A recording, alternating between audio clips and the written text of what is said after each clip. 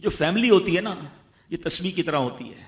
اور ہم نے دیکھا ہے کہ جو یہ جو ہے نا تسبیح کے اوپر والا حصہ یہ ماں باپ ہوتے ہیں. جب یہ چلے جاتے ہیں نا تو اپنے بھائی بہنوں کو جس طرح تسبیح کے دانے بکھرتے ہیں نا اس طرح بکھرتے دیکھا ہے. جب تک ماں باپ ہیں پہلے تو ان کی برکتیں لینا, اور جب یہ چلے جائیں نا تو یہ دانے بکھرنے مت دینا, جوڑ کے رکھنا اپنی فیملی کو. یہ فیملی یہی تو پیار ہے زندگی میں. تھوڑے سے پیسوں کے لیے بھائی بہن لڑتے ہیں, جائیداد کے لیے بھائی بہن لڑتے ہیں, تھوڑے کاروبار کے لیے لڑتے ہیں. ارے قربان کر دو, کوئی بات نہیں, بھائی کو تھوڑا زیادہ چلا جائے, بہن کے میری بہن کے گھر میں ہی جا رہا ہے نا, یہ تیرا ہے یہ میرا ہے نہ کیا کرے. یہ گھر کی محبتیں آپ کو بہت ساری بیماریوں سے بچاتی ہیں. حدیث پاک میں آتا ہے جس کا مضمون ہے جو چاہتا ہے کہ اس کی زندگی میں اضافہ ہو جائے, عمر میں اضافہ ہو جائے, بری موت سے بچے, اسے چاہیے کہ وہ صلہ رحمی کرے. صلہ رحمی کیا ہے؟ اپنے رشتہ داروں کے ساتھ اچھا سلوک. اور رشتہ داروں میں the closest family member جو ہے وہ بھائی بہن ہیں, وہ ماں باپ ہیں, بیوی بچے ہیں. ارے ان کو چھوڑ کر دنیا سے محبتیں جتا رہے ہو؟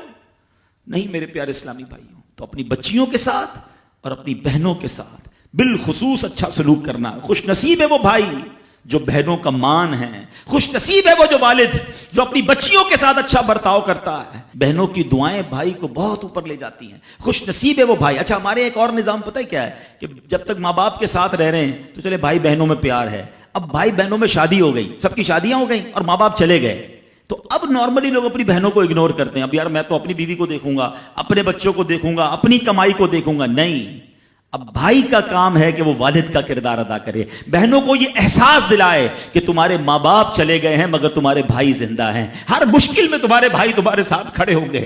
کبھی بہنوں کو یہ ریئلائز مت کرانا کہ وہ اکیلی کہیں کسی پرابلم میں ہو تو وہ اکیلے میں سوچے کہ میرے ماں ہوتی تو میں ماں سے بات کر لیتی, باپ ہوتا تو میں باپ سے کہہ دیتی, بھائی کو کیا کہوں وہ تو سنتا ہی نہیں ہے. ہیں ایسے بھائی آج بھی کہ بہنیں انہیں اپنا دکھ بھی شیئر نہیں کرتی ہیں, بلکہ بھائیوں کو پڑی ہی نہیں ہے بہن کدھر گئی. یہ مت کرنا. اگر تم اپنے ماں باپ کی روح خوش کرنا چاہتے ہو نا تو بھائی بہن جڑ کے رہو, بھائی بہنوں میں پیار رکھو. یہ پیسہ سب کچھ نہیں ہے. ارے جو کچھ میرے پاس ہے اگر میرے بھائی بہنوں پہ خرچ ہو جائے تو اس سے اچھی کیا چیز ہے. یہ یاد رکھے جو سوشل میڈیا پہ ہزاروں فرینڈ بنائے بیٹھے نا کہ میرے 5,000 فرینڈ تو میرے 10,000 فرینڈ, کسی دن بستر پر پڑو گے نا اسپتال میں تو اس بستر کے کنارے تمہیں تمہارے بھائی بہن ہی نظر آئیں گے.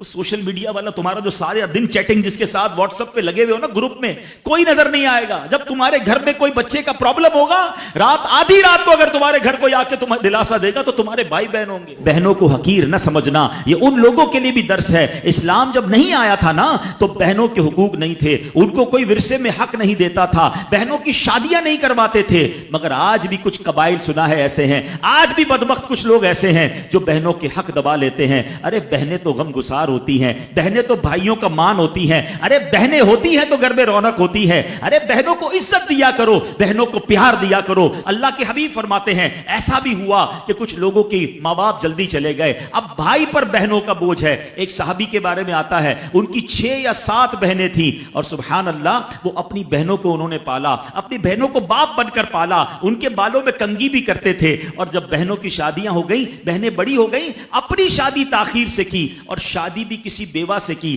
پوچھا گیا کہ کیوں بیوہ سے شادی کی؟ کہا میری بہنوں کو ایک ماں کی حاجت تھی, میں کوئی جوان لڑکی لے آتا تو بہنوں کا کیا ہوتا. اللہ اکبر, یہ صحابہ کا انداز. اور آج جو بہنوں کا حق دباتے ہیں, آج جو بہنوں کو ذلیل کرتے ہیں, نہ کرنا. ہمارا